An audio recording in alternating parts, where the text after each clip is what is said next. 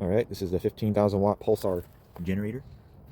I haven't seen too many videos of this particular generator, and I just want to just go over a basic review on this, on how I think about it. I just bought it brand new, and breaking it in was definitely something I had to like do a lot of research on, because apparently the manual doesn't actually tell you how to do this properly. I mean, it kind of does, but it's just kind of like misinformative on certain parts. And I'm going to tell you basically how I did it, and I've been looking up a lot of articles and forums I've been going on with people that actually own these particular generators. And this is the oil that I use, and around 1.6 to 1.7 liters of this castor oil. I love castor oil. I've always had it, been using it all my life, and my motors last so long, and it's just good quality oil. Cannot go wrong on castor oil. 10 weight 30 for this unit right here. And you want to basically, first thing you want to do when you get it out of the box, you want to go over here and know where your oil filter is. It's on this portion of the generator. You have an oil filter right there. Can't really see it. See if I can. Yeah, see it? You see it right there? So basically, this thing, you can take this off right here, and you can actually access that and a lot better. And you can actually put your tool in there. And you can actually unscrew it. You actually have a drain plug down here as well. See right there on the engine. So when you drain out the oil after your first initial warm up here, you want to warm it up for about an hour. And this is where you put your oil, right here in this oil, this yellow cap. Yeah, it's a valve cover, and generally on motors you don't want to put oil in there, but for this particular unit you're supposed to put oil in there. Called the actual Pulsar company, and they concluded, yep, you're supposed to put oil in there. So yeah, you want to put your oil in there, but put a little funnel, run a funnel to there, and you want to put about 1.6 to 1.7 liters of oil in there, and you want to run it for about an hour, no load, and get it nice and warmed up. If you're gonna do gasoline, make sure that this is in the on position. Put this in the choke position, and when you're ready to start it, make sure this is in gasoline position, and turn your breaker in the off position, just to get this thing dialed in and warmed up, and you're ready to go. So you got your lights that turned on right there. It tells you you're ready to go, standby, and yeah. So right now you just push it in the on position. It'll start on gasoline. I have it set to propane, so that's propane right there, and I'll literally have this off, and yeah. So if you're gonna run gasoline, you have propane hooked up, make sure you have a valve that you can shut off on that tube, on that line, that the propane input. Make sure you have a valve that shuts off the propane coming in.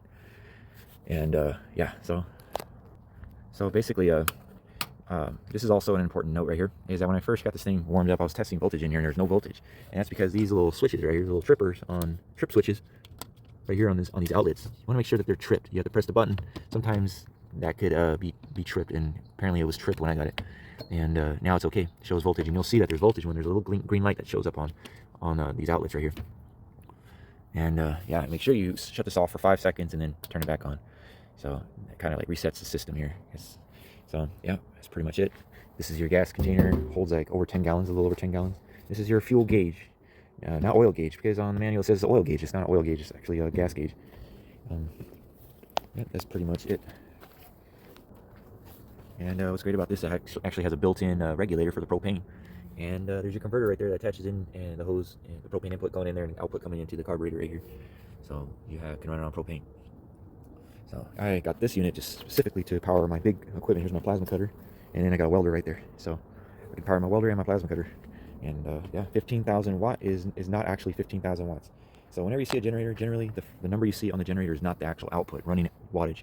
The running wattage would be around 12,000, I believe. Yeah, 12,000. 15,000 will be your peak startup, and it drops down to about 12,000. And I forget what it is on propane. I think it's like 11,000. So yeah, it's still a lot of watts right there.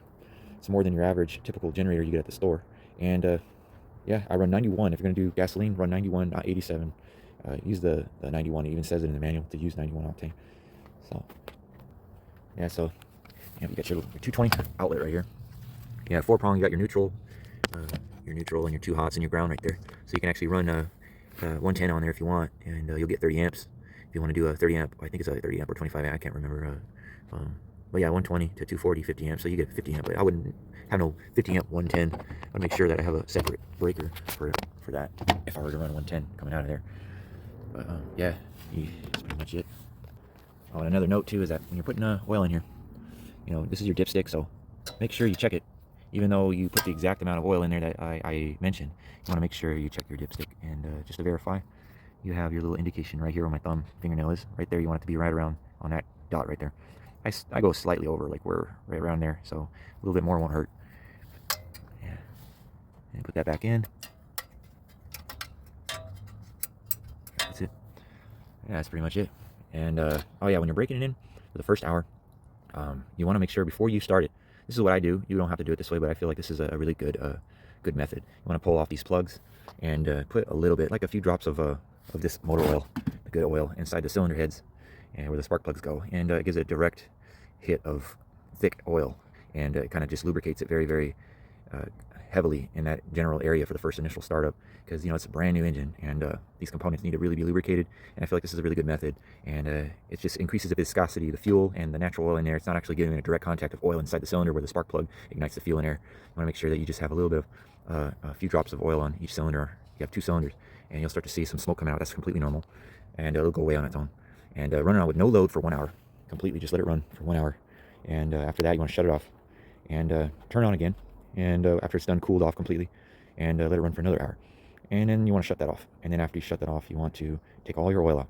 Take your oil filter out where I showed you, and you want to make sure that you take your little screw, make sure you unscrew that, put your little pan to collect the oil, and once you drain it all out, put your new oil filter in there. And before you put the new oil filter in, you want to coat the little O-ring on that oil filter. Make sure you get that lubricated. I put a little bit of oil inside the actual the oil filter, not a lot, because it's placed in a horizontal position, so you don't want the oil to come out when you put it back in. I just put a little bit in there, just to get, just give it something in there, and a little bit of oil around the O-ring, and I just put it in there. Kind of like, it's almost like a prime effect to me, like I feel it's just like it's like priming the oil filter, a little bit of oil, and I just screw that puppy back in, and just put new oil in there. And then when you start it up the 3rd time on your new oil and filter, make sure you run a load on it. And I usually get like a heater, around 15,000 watt heater, and I run it at half power on the heater for about 30 minutes, and then the rest of the hour you want to put it on full 1500 watts. And yeah, and you want to do another run on the 4th run. You want to make sure you do that again, but this time you can actually put a little more power on there. If you can run a little hair dryer on another outlet, not on the same one, and you'll hear the engine just bogging down a little bit, not a lot, just you'll start to hear that load being worked on this engine.